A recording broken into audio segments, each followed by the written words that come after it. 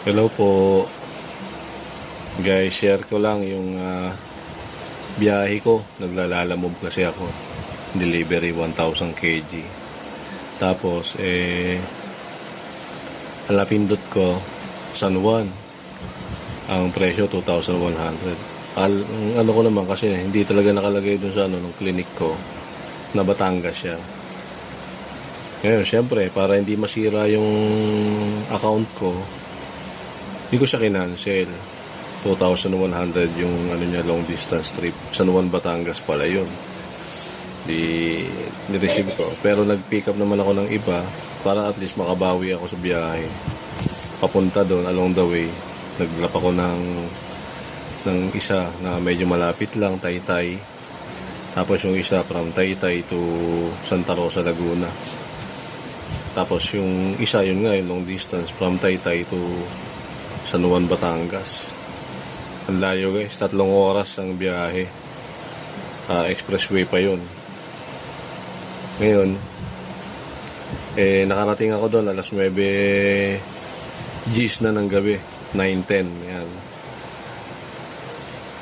Ngayon ang mangyayari, dahil nga sa ganung oras na alanganin na, wala ka na mapipick up from Batangas na papunta ng Manila. Siyempre, bayad yan. Dinagdagdag naman yung yung dagdag naman yung customer. Ginawa niyan 2,500, yung 2,100.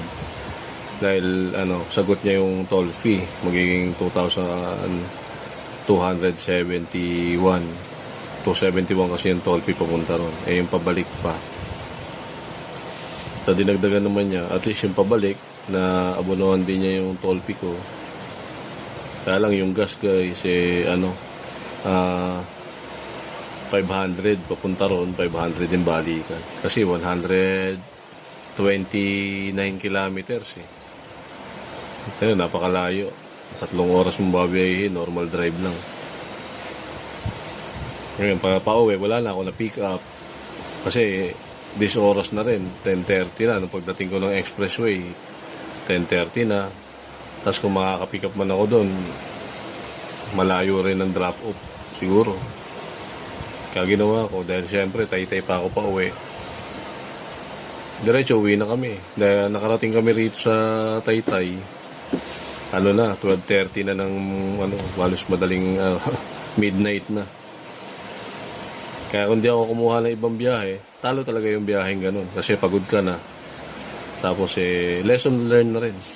Hindi na ako magpipick up ng ganun kalayo na walang pause